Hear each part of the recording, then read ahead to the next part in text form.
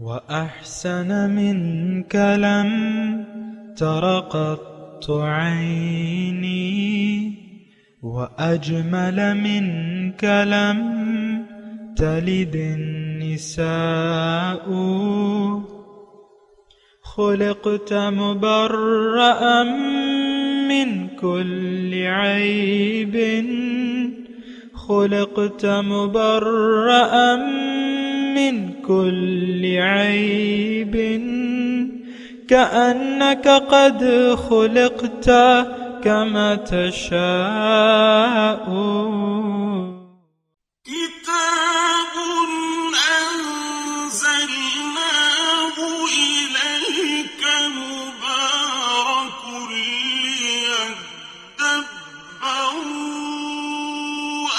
آياته وليتذكر أولو الألباب۔ یہ کتاب برکت والی ہے جسے ہم نے آپ کی طرف نازل فرمایا ہے تاکہ دانش مند لوگ اس کی آیتوں میں غور و فکر کریں اور نصیحت حاصل کریں۔ اللهم صل على سيدنا محمد وعلى آل سيدنا محمد بعدد كل ذرة مئة ألف ألف مرة۔ سامعین و ناظرین کرام، السلام علیکم ورحمۃ اللہ وبرکاتہ۔ سامعین کرام، سورہ رحمان آیت نمبر 1 سے 4 5واں حصہ ہے آج، اور آج کا موضوع قرآن پاک کی ہماری نظر میں کیا اہمیت ہے۔ اس کے ساتھ آج کے سبق کا آغاز کرتے ہیں۔ سب سے پہلے گزشتہ سبق کا اعادہ ہوگا۔ بسم اللہ الرحمن الرحیم، اللہ کے نام سے شروع جو نہایت مہربان ہمیشہ رحم فرمانے والا ہے۔ الرحمن وہ رحمان ہی ہے۔ علم القرآن جس نے خود رسول عربی صلی اللہ علیہ وآلہ وسلم کو قرآن سکھایا۔ خلق الانسان اسی نے اس کامل انسان کو پیدا فرمایا۔ علمہ البیان اسی نے اسے یعنی نبی برحق صلی اللہ علیہ وآلہ وسلم کو ما کان وما یکون کا بیان سکھایا۔ سامعین کرام، سورہ رحمان آیت نمبر 1۔ الرحمن علم القرآن، رحمان وہ ہستی ہے جس نے قرآن کی تعلیم دی۔ ہم بات کر رہے تھے سامعین کرام قرآن پاک کی، کہ قرآن پاک کی ضرورت کیا ہے، اس کی اہمیت کیا ہے، اور اس کی ضرورت کیا ہے ہمارے لیے یعنی انسان کے لیے۔ آپ کو میں نے عرض کیا تھا گزشتہ سبق میں کہ انسان جو ہے اس کی پیدائش جو ہے تاریکی میں ہوئی ہے، یعنی یہ اپنی منزل کو بھی نہیں پہچانتا اور اپنی منزل کے راستے کو بھی نہیں پہچانتا۔ اس کو ہدایت کی ضرورت ہے اور تھی اور رہے گی۔ از خود یہ اپنی عروج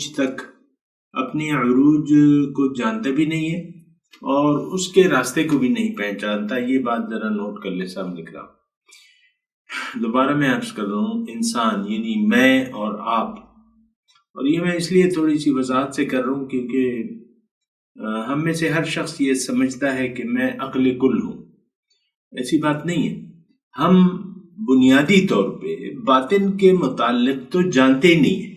اس میں اصل میں مسئلہ یہ ہے کہ انسان کا مقصود ظاہر نہیں باطن ہے، یعنی ظاہر دنیا اس کی منزل ہے ہی نہیں۔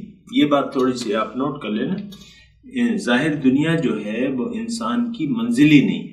جب منزل نہیں ہے تو انسان کا جو عقل و سمجھ ہے اس کا وہ تو صرف ظاہر کا احاطہ کر سکتی ہے، اور وہ بھی کافی سوچ سمجھ کے بعد، اور باطن کے متعلق تو اس کی کوئی قوت ہی نہیں ہے باطن کو سمجھنے کے لیے، یعنی عقل میں اس کی کوئی گنجائش ہی نہیں ہے، کیونکہ ظاہر تک یہ عقل محدود ہے۔ آپ کو معلوم ہے، اچھی طرح آپ سمجھتے ہیں کہ حواس خمسہ تک، ہمارے حواس ظاہر تک کام کرتے ہیں، یعنی حواس خمسہ جو ہے نا وہ وہ تو اس کی لمیٹیشن جو ہے وہ ظاہر ہے. اصل میں یہ بات اس لیے بھی کہنا ضروری ہے اور اس کی وضاحت اس لیے بھی ضروری ہے کہ ہم یعنی ظاہر کو ہی منزل سمجھتے ہیں. ظاہر کو ہم نے حیثیت دے دی ہے اور ظاہر کو اپنا قبلہ اور کعبہ بنا چکے ہیں، تو اس لیے ہمیں باطن کی ضرورت محسوس نہیں ہوتی. اور یہ بات میں اس لیے بھی کہہ رہا ہوں کہ آج دیکھیں ہمارے جو حالات ہیں اس میں قرآن کی ہماری کتابوں میں کوئی اہمیت نہیں ہے. یعنی ہم جو زندگی گزار رہے ہیں، اور میں دکھڑا سنا رہا ہوں سامعین کرام، یہ امت مسلمہ کا دکھڑا ہے. تو ہم جو ہیں بحیثیت امت چونکہ ایک دھوکہ کھا چکے ہیں ظاہر کا، اب ہمیں قرآن کی عملاً کوئی ضرورت ہی باقی نہیں رہی عملی طور پہ. آپ دیکھ لیں قرآن سے، آپ اپنا قرآن سے تعلق جان لیں کہ آپ کا تعلق کیا ہے. صرف وہ ظاہری الفاظ ہیں یا ظاہری طور پہ آپ ایک رٹا لگا دیتے ہیں جس کو آپ حفظ کہتے ہیں، یا ظاہری طور پہ اس کے معنی جان لیتے ہیں، عربی سیکھ لیتے ہیں، معنی جان لیتے ہیں.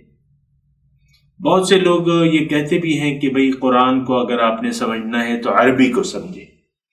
میں تھوڑا سا اس سے یعنی اختلاف تو نہیں کرتا. عربی جاننا اور قرآن سمجھنا تو ازحد ضروری ہے، لیکن سب سے پہلے تو آپ نے یہ جاننا ہے کہ اس قرآن کی میری زندگی میں اہمیت کیا ہے.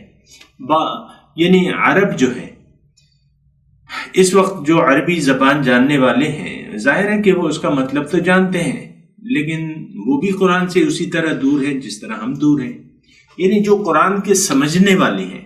دیکھیں اس میں پھر وہ آ جاتی ہے بات، میں آپ کو یہ مدرسوں میں آپ قرآن پڑھا دیتے ہیں، میں اس کا مخالف نہیں ہوں، لیکن میں یہ کہہ رہا ہوں کہ اصل روح جو ہے، ہر چیز کا ایک ظاہر ہوتا ہے، ایک باطن ہوتا ہے. تو ظاہر آپ پڑھ بھی لیں تو آپ کو معلوم ہے کہ بعض لوگوں نے ہمیں دینی دھڑے بندیوں میں الجھا لیا ہے. بعض مدرسے اختلاف کی بنا وجود میں آئے ہیں،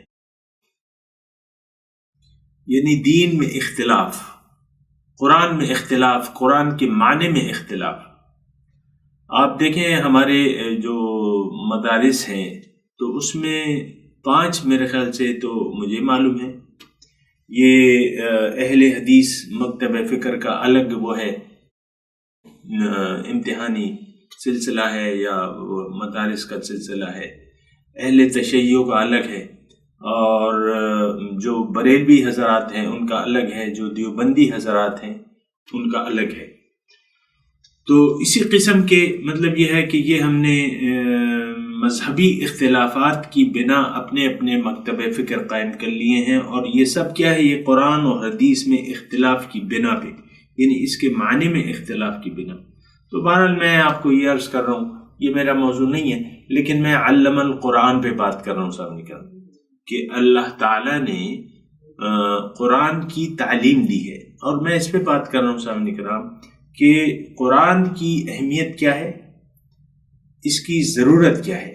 اور میں آپ کو یہ بار بار بات بتا رہا ہوں، یہ بہت زیادہ ضروری ہے اس بات کو سمجھنا، کیونکہ آج قرآن کی اہمیت ہمارے نظر میں قطعاً نہیں ہے.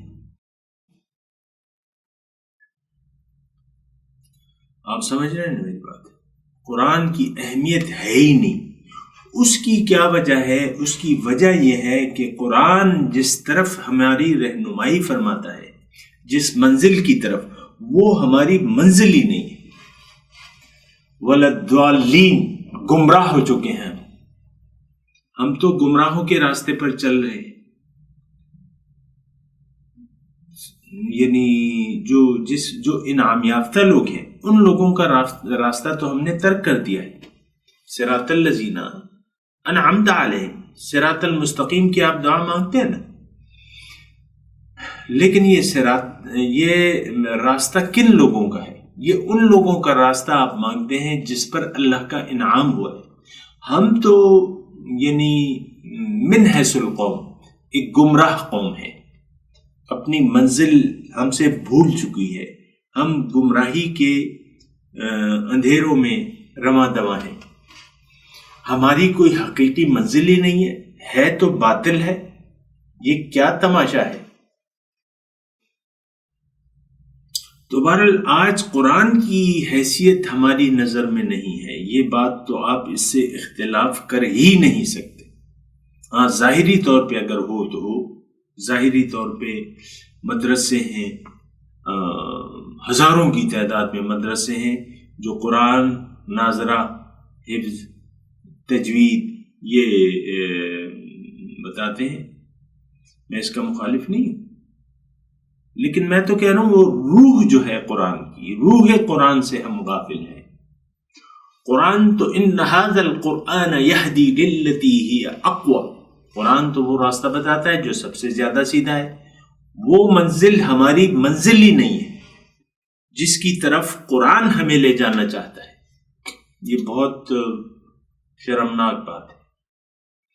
بہرحال میں علم القرآن کی بات کر رہا ہوں. صاحب اکرام، قرآن کی ضرورت کیا ہے؟ قرآن کی تعلیم الرحمن نے کیوں دی؟ یہ سوال ہے. الرحمن علم القرآن، کیا ضرورت تھی؟ کتاب کسی مخلوق کے لیے کتاب نہیں آئی ہے. کیوں کہ وہ تو پیدائشی اور جبلی طور پہ ہدایت یافتہ مخلوقات ہیں. مکھی ہے، مچھر ہے، سانپ ہے، بچھو ہے، کیڑے مکوڑے ہیں، سب کو ان کی ہدایت معلوم ہے. 100 ٹانگوں والا کیڑا آپ نے دیکھا ہوگا، وہ رینگنے والا، اس کو پتا ہے کہ 100 ٹانگوں پہ بیک وقت کس طرح رینگنا ہے اور دوڑنا ہے. پیٹ کے بل چلنے والے کو، سانپ کو، یا جو بھی پیٹ کے بل چلتے ہیں، وَمِنْهُمْ مَنْ يَمْشِي عَلَى بَطْنِهِ، جو پیٹ کے بل چلتے. اب سانپ جو ہے کس طریقے سے پیٹ کے بل چلتا ہے؟ آپ کو اگر لیٹا دیا جائے پیٹ کے بل کہ بھئی چلو، اور ہاتھ پاؤں سے کام نہ لو، تو آپ چل پائیں گے؟ نو، ہو ہی نہیں سکتا. ہاتھ پاؤں ہلائے بغیر پیٹ کے بل آپ اپنی جگہ سے 2 انچ نہیں ہٹ سکتے، چل سکتے. اور بے شمار مخلوقات ہیں جو پیٹ کے بل چلتی ہیں. یہ جو ہے کیچوے جو ہیں، ان کے کوئی پاؤں ہوتے ہیں کیا؟ بہت سی مخلوقات ہیں. تو بہرحال میں آپ کو کہہ رہا ہوں کہ رحمان نے قرآن کو سکھایا کیوں ہے انسان کو. یہ ایک بات ہے، یہ بات نوٹ کرنا. الرحمن علم القرآن، رحمان نے قرآن کی تعلیم دی. کیوں؟ کیا ضرورت تھی؟ رحمان تو کوئی بے مقصد کام کرتے ہی نہیں. یہ بات ذرا سوچ لیں. یعنی قرآن کی ایک انتہائی بہت بڑی ضرورت تھی جس سے ہم کم از کم آج من حیث القوم لا تعلق بھی ہیں اور علم بھی نہیں ہے، اور نہ علم حاصل کرنا چاہتے ہیں. اس وجہ کا کہ قرآن نے کیوں تعلیم دی، کیوں سکھایا قرآن کو. یہ ایک بہت بڑا سوالیہ نشان ہے. افسوس کہ ان باتوں پہ مجھے معلوم ہے، میں محسوس ایسا کرتا ہوں کہ کوئی ان باتوں پر کان نہیں دھرے گا. اکثریت کان نہیں دھرے گی. اکا دکا ہوں گے تو ہوں گے، لیکن آپ دیکھ لیں یوٹیوب پہ ہمارے یہ درس پڑھے میں، تو ان کے ویورز کو دیکھ لیں. کبھی سنگل فگر، کبھی نو ویور، اور کبھی جو ہے 2-3 فکروں میں چلی جاتی ہے بات. لیکن اگر آپ ایک گانا اپلوڈ کر لیں اور بے مقصدیت والی ویڈیو، تو دیکھتے ہی دیکھتے ہزاروں اس کے مسلمان ویور ہو جاتے ہیں، فالوورز ہو جاتے ہیں. بہرحال اس کی میں کوئی وہ بات نہیں کر رہا. میں یہ کہہ رہا ہوں الرحمن علم القرآن، قرآن کی تعلیم رحمان نے دی ہے. سوال یہ ہے کہ کیوں، اس کی کیا ضرورت تھی؟ اس کو جاننا بہت ضروری ہے. میں آپ کو یہ کہہ رہا ہوں کہ دیکھیں، ہمارا گزشتہ درس میں بھی میں نے آپ کو اشارہ کیا تھا کہ انسان اشرف المخلوقات ہے. وَلَقَدْ كَرَّمْنَا بَنِي آدم. اللہ تعالیٰ فرماتے میں نے انسان کو فضیلت دی ہے.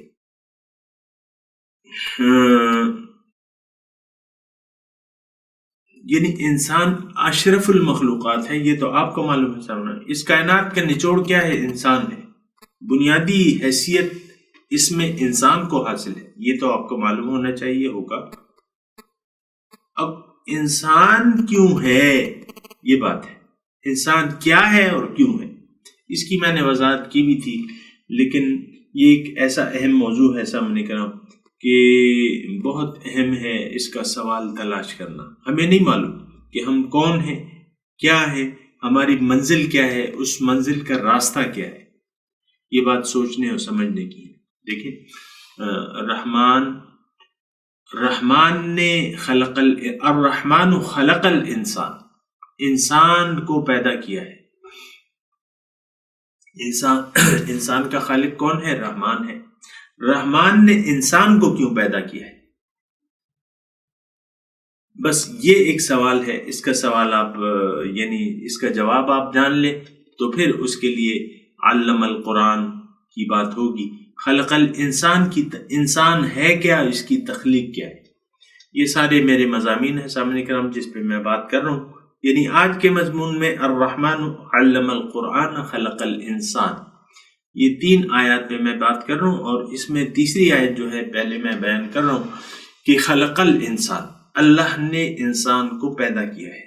کیوں؟ کیا ضرورت تھی؟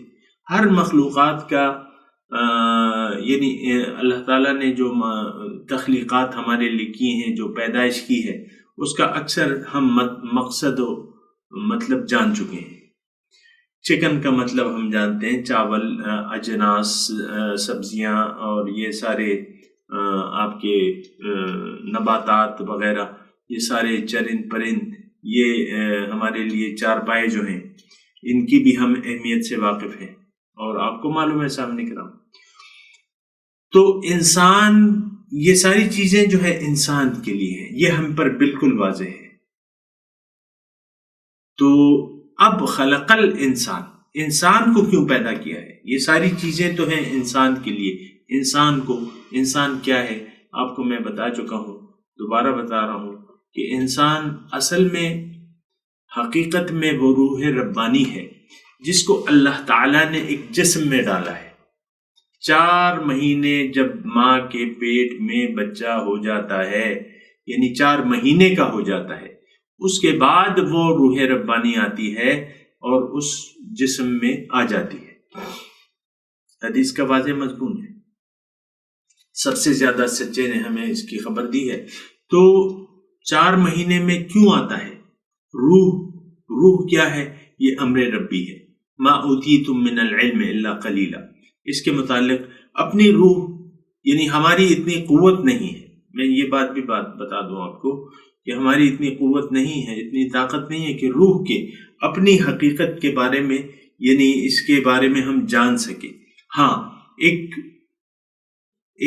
ذات، ایک امر ربی ہے، قل الروح من امر ربی، یہ امر ربی تو ہے، اللہ کا حکم ہے، اور یہ اللہ کی پھونکی ہوئی روح ہے قرآن کے مطابق۔ وَنَفَخْتُ فِيهِ مِن رُوحِي فَقَعُوا لَهُ سَاجِدِينَ، تو اللہ کی پھونکی ہوئی یہ ایک روح ہے، اور اس کو جو ہے آپ نے اللہ تعالیٰ نے اسے ایک جسم دیا ہے۔ کیوں دیا ہے؟ دیکھیں، یہ بات بڑی لمبی ہے، لیکن اس وقت میں اختصار سے کہہ رہا ہوں کہ اللہ تعالیٰ روح کو عظیم درجات سے نوازنا چاہتا ہے۔ اس کی منزل ظاہر نہیں بلکہ باطن ہے، اور باطن کی واحد حقیقت کیا ہے؟ اللہ۔ وَأَنَّ إِلَىٰ رَبِّكَ الْمُنْتَهَىٰ، اے انسان تمہاری انتہا تو تمہارا رب ہے۔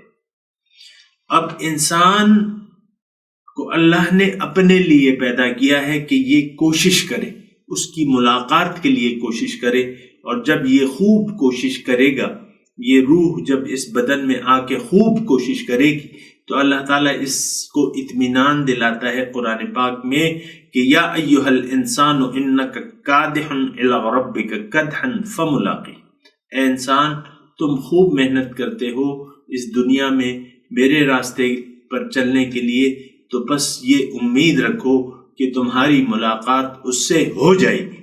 سبحان اللہ۔ تو اللہ کی ملاقات، تقرب الہی، معرفت الہی، دیدار رب، وجوہ یومئذ ناظرۃ الی ربہا ناظرہ، اس دن بعض چہرے تر و تازہ ہوں گے، اپنے رب کو دیکھ رہے ہوں گے۔ سبحان اللہ۔ تو خلق الانسان، انسان کو پیدا کیا ہے، انسان کو اللہ نے اپنے لیے پیدا کیا ہے۔ یہ بات نوٹ کر لیں سامنے کر اچھے طریقے سے، ذہن میں اور دل و دماغ میں اس بات کو بسا لیں کہ میں تو اللہ کا ہوں، اللہ کے لیے ہوں۔ انا للہ و انا الیہ راجعون، ہم تو اللہ کے ہیں اور اللہ ہی کی طرف ہمیں لوٹنا ہے۔ جمال کی صورت میں، اللہ کے جمال کی صورت میں، یعنی جمال کا سامنا کرتے ہوئے ہمیں اپنے رب کے پاس جانا ہے، جلال کا نہیں۔ تو بہرحال انسان کو اللہ رحمان نے پیدا کیا ہے، کیوں؟ اپنے لیے۔ اب راستہ کیا ہے اللہ کا؟ علم القرآن، قرآن وہ راستہ بتاتا ہے، رب کا راستہ قرآن بتاتا ہے، اور رب کے راستے پر چلنے کا طریقہ محمد الرسول اللہ کی ذمہ داری ہے، اور لوگوں کو اللہ کے راستے پر چلنے کا طریقہ یا اس کا نمونہ ہم ہیں۔ وَكَذَلِكَ جَعَلْنَاكُمْ أُمَّةً وَسَطًا لِتَكُونُوا شُهَدَاءَ عَلَى النَّاسِ وَيَكُونَ الرَّسُولُ عَلَيْكُمْ شَهِيدًا، میں نے تمہیں ایک درمیانی امت بنایا ہے، امت وسط، تاکہ تم لوگوں کے لیے ایک نمونہ پیش کرو، اللہ کے راستے پر چلنے کا نمونہ۔ لِتَكُونُوا شُهَدَاءَ عَلَى النَّاسِ، اور تمہارے لیے نمونہ جو ہے وہ رسول محمد الرسول اللہ صلی اللہ علیہ وسلم کی ذات ہے۔ وَيَكُونَ الرَّسُولُ عَلَيْكُمْ شَهِيدًا، سبحان اللہ۔ تو خلق الانسان علم القرآن، اللہ نے انسان کو پیدا کیا ہے، ساتھ ہی اس کو تعلیم دی ہے، اس کو اس کا مقصد بھی بتایا ہے اور مقصد تک پہنچنے کا راستہ بھی بتایا ہے، اور پیغمبر کے ذریعے، یہ میں بات اضافی طور پہ کر لوں، اور محمد الرسول اللہ جو ہیں وہ کیا ہیں؟ وہ گواہ ہیں۔ وَيَكُونَ الرَّسُولُ عَلَيْكُمْ شَهِيدًا، اللہ کے راستے پر کیسے جانا ہے، کس طریقے سے چلنا ہے، وہ جس طریقے سے حضور صلی اللہ علیہ وسلم اللہ کے راستے پر چل رہے۔ دیکھیں حضور صلی اللہ علیہ وسلم ظاہر ہے کہ اللہ کے راستے کے راہی تو وہ بھی ہیں، اور سب سے بڑے راہی وہ اللہ کے راستے پر چلنے والے ہیں، اور انہوں نے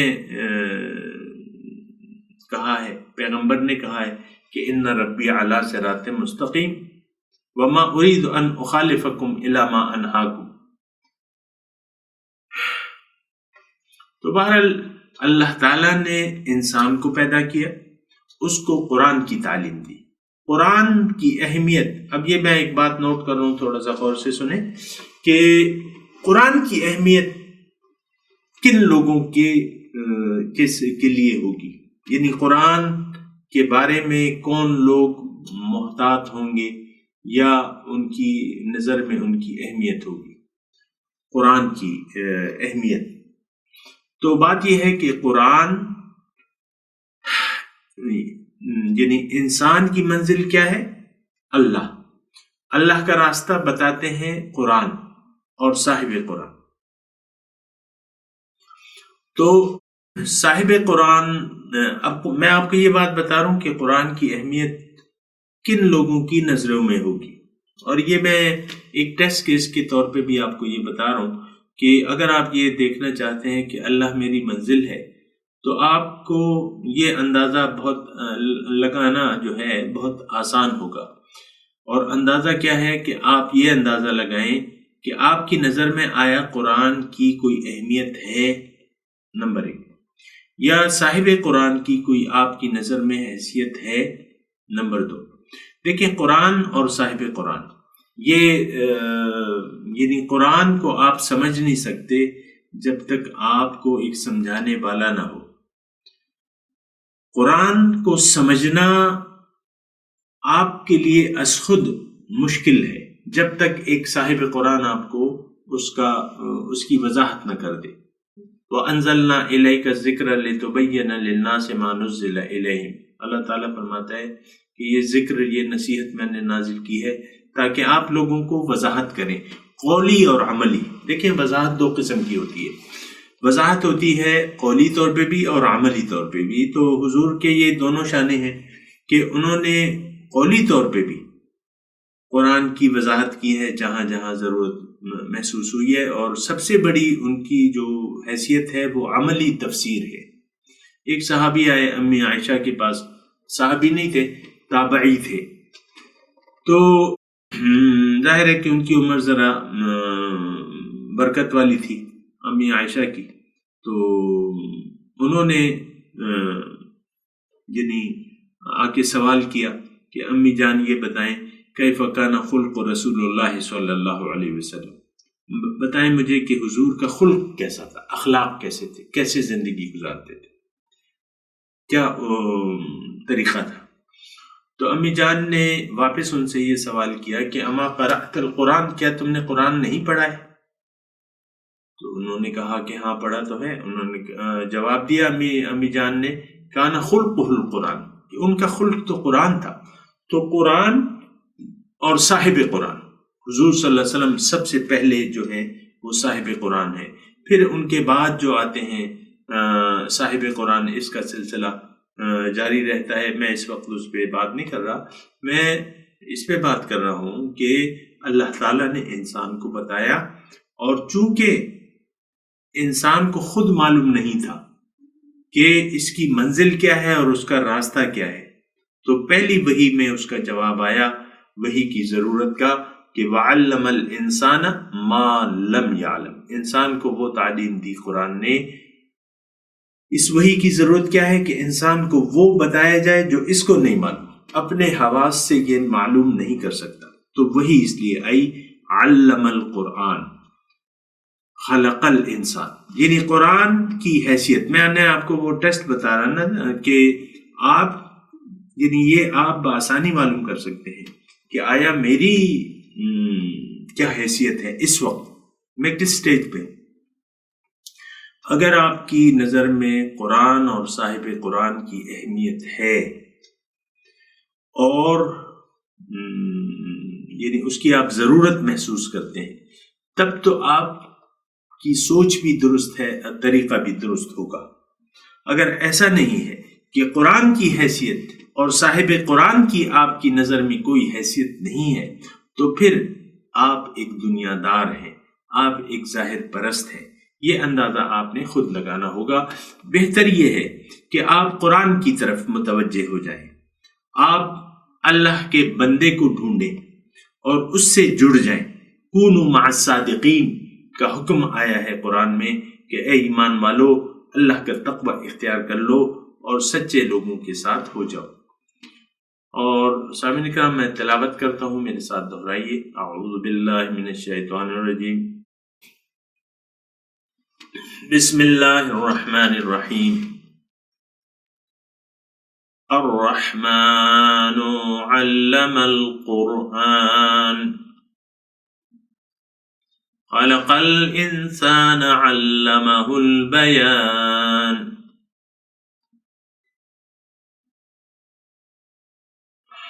ترجمہ سنا دیں. الرحمن علم القرآن، رحمان نے قرآن کی تعلیم دی. خلق الانسان، انسان کو پیدا کیا.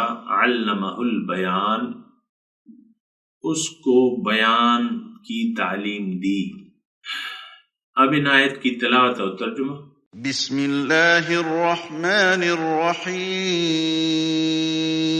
In the name of God, the gracious, the merciful, الرحمن، the compassionate, علم القرآن، has taught the Quran. خلق الإنسان، He created man, علمه البيان، and taught him clear expression. اس کے ساتھ ہی آج کے درس کا وقت اختتام کو پہنچا.